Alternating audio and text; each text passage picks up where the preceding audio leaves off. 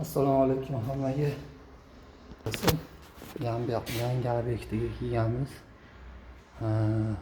Hop, bu obyektimizni bitta ikkita baqali zalga oshxona, spalniy, sanuzeli, общий hammasi bo'lib 5 dona eshik qo'yamiz.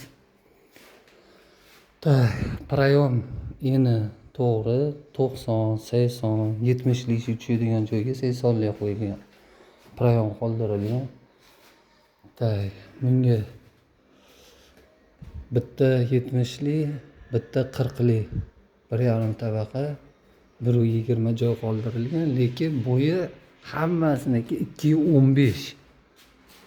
Hammasiniki 2,15. Standart eshik bizga o'zi asli joyda 208 qoldirish kerak.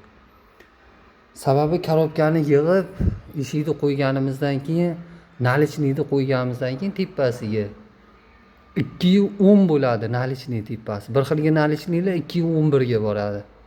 Bu juda baland qoldirilgan. Aboylarni ham kesib qo'yishgan. Endi ustalar bitirib ketishgan.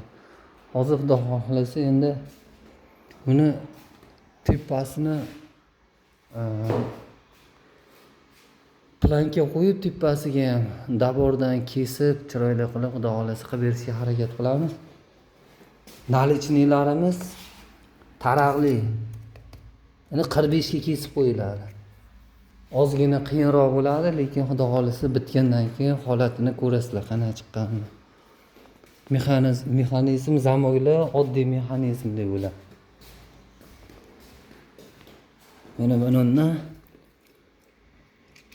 xudo xohlasa bu ham o'rtacha Trodosa firmasi.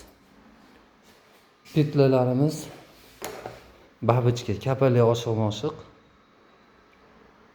Pachimnilik bu.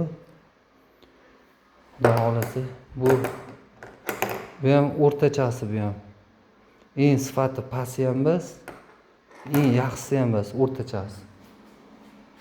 Korobkalarimiz nihoyatda qalin. Krashinli eshiklarimiz. Xudo xohlasa o'tgandan keyin ko'rsataman. Parogli bo'ladi. Hammomniki qolgan hammasi besbaro. Xudo xohlasa bitgandan keyin ko'rsataman hammasini. Qanaqa bo'lganini ko'rasizlar. Va shunaqa bo'lmasligi uchun prayom razmerni tushirib ketish kerak. 208 ga bilib olinglar. Enidan ham 8 sm eshikni o'zi. Men hozir ham bitta narsa aytib ketsam. Mana palatno deyiladi, mana eshik, toza eshik. Eshikni o'zi agar 80 lik eshik bo'lsa, mana joyini 88 ga tekis qoldirib ketsalar ham bo'laveradi. Maksimum 90. 91, 92 bo'lsa, ana unaqa reka qo'yish kerak bo'ladi. Joyi katta bo'lib ketib qoladi. Balandligiga ham 8 sm baland qoldirsalar ham bo'ldi. Mana shu eshik toza 2 metr bo'lsa, mana shunga 8 sm qoldirsalar ham bo'ldi. Xudo xohlasa bitgandan keyin holatini ko'rsataman. Buni ko'rsatib turgan sababi hozir mana uyda egalari alohida reka sotib olishadi, dabor, nalichnik qo'shimcha sotib olishadi. Yana qo'shimcha mehnat ketadi unga. Biz ham xizmat haqqi olamiz unga. Bu narsani odam to'g'ri tushunish kerak. Agar mana shu prayomni to'g'ri razmerga qoldirilsa, klientni uyda egasini cho'ntagiga uncha rasxod ketgan, ziyon bo'lmaydi, ko'p puli ketmaydi. Biz ham ortiqcha mehnat qilmaymiz. Eshikni komplekt o'sha bergan materiali bilan hammasini chiroyli qilib chiqarib beramiz, xudo xohlasa. Sog' bo'linglar, salomat bo'linglar. Bitgandan keyin videoni ko'rsataman, xudo xohlasa. Assalomu alaykum.